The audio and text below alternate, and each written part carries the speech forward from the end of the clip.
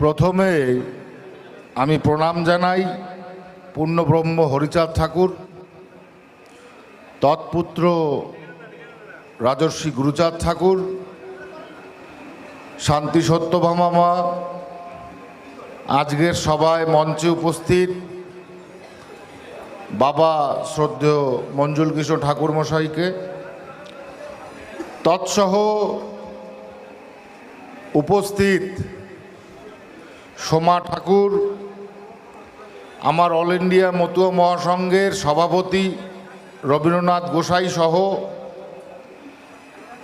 আজকের এই all India Matua মহাসংঘের সমস্ত পদাধিকারী, আগত বিভিন্ন দেশ থেকে, ভারতবর্ষ থেকে, পশ্চিমবঙ্গ থেকে আমার গোসাই পাগল সাধু যারা আছেন, তৎসহ আমার সম্মুখে সাধু গোসাই পাগল দলপতি মায়েরা এবং মতুয়া সুহৃদ ব্যক্তিত্ব সকলকে আমার শ্রদ্ধা, আমার প্রণাম জানাই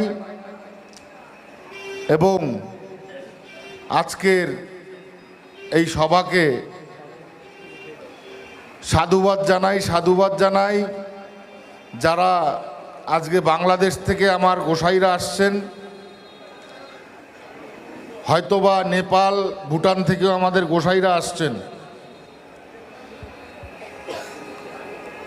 আজকে যে গোসাই সম্মেলন,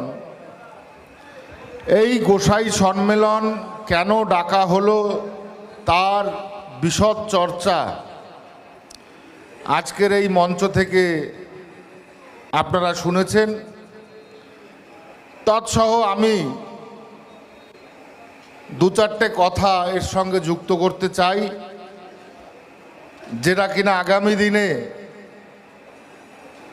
মতুয়া সম্প্রদায়ের মানুষকে, এই সমাজের মানুষকে সামাজিক রীতি বিধি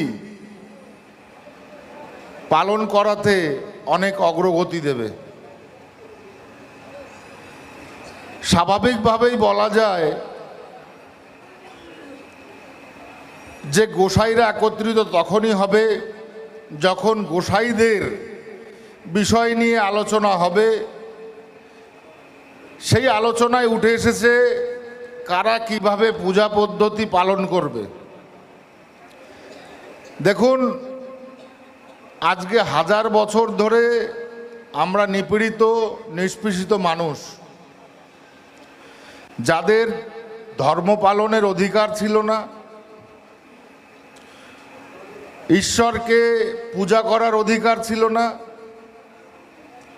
সমাজে সাধারণ মানুষ বা উচ্চ সম্প্রদায়ের মানুষের সঙ্গে স্বাভাবিকভাবে জীবনযাপন করার অধিকার যাদের ছিল না, তারা যে অধিকার আজকে পেয়েছে, সেই অধিকারের ফসল কিন্তু তারা নিজেরাই তৈরি করেছে। তাই নিজেদের মধ্যে ফোঁটা দাগ বা বিন্দু এইগুলো নিয়ে বিভেদ করে খামোখা বিরাট বড় একটা কর্মকাণ্ডকে স্থগিত করা আমার মনে হয় উচিত নয়। যেটা পালন করা উচিত,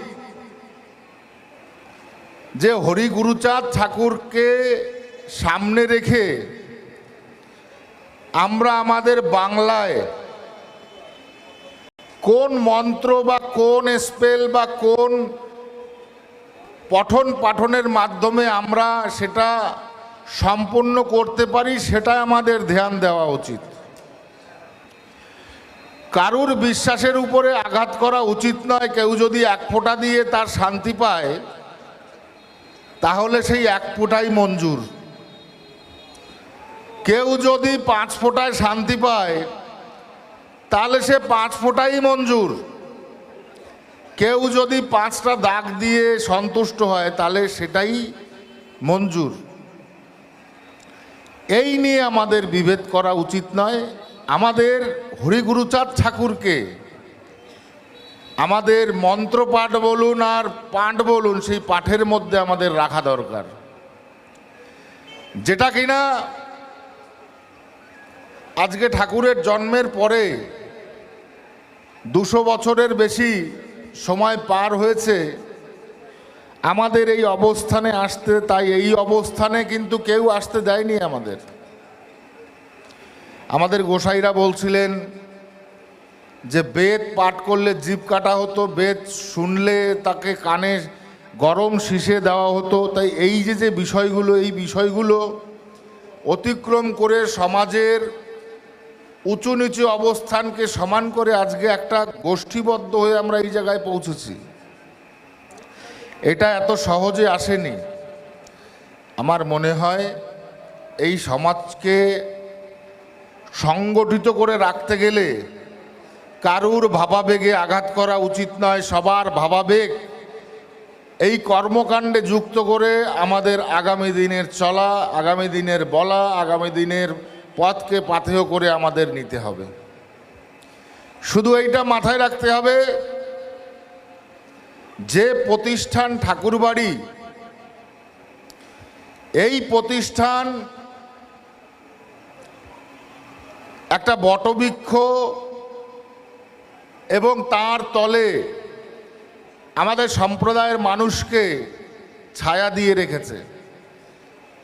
এটা বাবা মঞ্জুল কৃষ্ণ ঠাকুরের বাড়ি যদি বলা হয় তাহলে ভুল হবে, এটা যদি শান্তনু ঠাকুরের বাড়ি বলা হয় ভুল হবে। এটা সমস্ত মতুয়া ভক্তের বাড়ি এবং একটা বটবৃক্ষের ছায়া। সেই বটবৃক্ষের ছায়াকে বাঁচিয়ে রাখা আমাদের দায়িত্ব, এবং সেই দায়িত্ব পালনের জন্য আমাদের যা যা করণীয় সেটা করতে হবে, সেখানে যেন কোনো দ্বিধা দ্বন্দ্ব না আসে। আমরা যেন আমাদের কর্তৃত্ব ধরে রাখার জন্য, ব্যক্তিত্ব ধরে রাখার জন্য মতুয়া সম্প্রদায়ের মানুষকে ব্যবহার না করি এবং ব্যবহার না হই, এই বিষয় মাথায় রাখতে হবে। আমরা তখনই সংগঠিত হতে পারব যখন আমাদের চিন্তা ভাবনায় কোনো দূরভিসন্ধি থাকবে না, যখন আমাদের চিন্তা ভাবনায় সমাজের উন্নতির কথা ভাবব, মানুষের উন্নতির কথা ভাবব, মানুষকে সহযোগিতার কথা ভাবব। স্বয়ং গুরুচাঁদ ঠাকুর অল ইন্ডিয়া মতুয়া মহাসংঘ তৈরি করেছিলেন মানব সেবার জন্যে। অল ইন্ডিয়া মতুয়া মহাসংঘ সমস্ত মানুষকে সহযোগিতার হাত বাড়িয়ে দেবে এবং মতুয়াদের, বিশেষ করে যারা ওপার থেকে আসা মানুষ, অবহেলিত নিষ্পেষিতই বটে, যাদের 3টে জেনারেশন লাগলো শুধু নিজেদের প্রতিষ্ঠা করতে, সেই সমস্ত মানুষরা আজকে ভারতবর্ষে পূর্ণ নাগরিকত্ব পাবে। সেই নাগরিকত্বের লড়াই আমার ঠাকুরদা ব্যারিস্টার প্রমথরঞ্জন ঠাকুর শুরু করেছিলেন। আপনারা ভালো করে জানেন, দেশ বিভাজনের আগে প্রমথরঞ্জন ঠাকুর মহাশয় বলেছিলেন যে এই পাকিস্তান কখনোই আমার দেশ হবে না। আজকে এই পাকিস্তান কখনো হিন্দুদের ল্যান্ড হতে পারে না। আপনাদের যাদের সামর্থ্য আছে তারা আপনারা ভারতবর্ষে চলুন, ভারতবর্ষে আপনাদের আরো বেশি সিকিউরিটি, আরো বেশি সেবা দেবে, এই কথা উনি রেখেছিলেন। যার জন্য তৎকালীন সময় পাকিস্তানের মৌলবাদরা প্রমথরঞ্জন ঠাকুরের মাথার দাম 10,000 টাকা বলেছিল যে এরে ধরে দিতে পারলে আপনাদের 10,000 টাকা পুরস্কার হবে। কারণ প্রমথরঞ্জন ঠাকুর চাননি অখণ্ড ভারতবর্ষের এই মতুয়া সম্প্রদায়ের যে হোমল্যান্ড, সেই হোমল্যান্ড পাকিস্তানে চলে যাক। বাকরগঞ্জ, ফরিদপুর, খুলনা, যশোর এইগুলো আমাদের হোমল্যান্ড ছিল। উনি এই নিয়ে গণপরিষদে আবেদন জানিয়েছিলেন। কিছু চক্রান্তকারী মানুষ তার এই কর্মকাণ্ডকে সার্থক হতে দেয়নি। আজকে যখন সাধারণ মানুষকে উনি এই ঘোষণা দিয়েছিলেন, বার্তা দিয়েছিলেন যে আপনারা ভারতবর্ষে চলুন, তখন যোগেন্দ্রনাথ মণ্ডল মুসলিম লীগের সঙ্গে থেকে একটা চক্রান্ত তৈরি করে এই মানুষগুলোকে ভারতবর্ষে আসতে দেয়নি। আজকে বলতে বাধ্য হচ্ছি আমরা। তখন যদি এই চক্রান্ত না করত যোগেন মণ্ডল এবং এই মানুষগুলোকে ভারতবর্ষে আসতে বাধা না দিত, তাহলে আজকে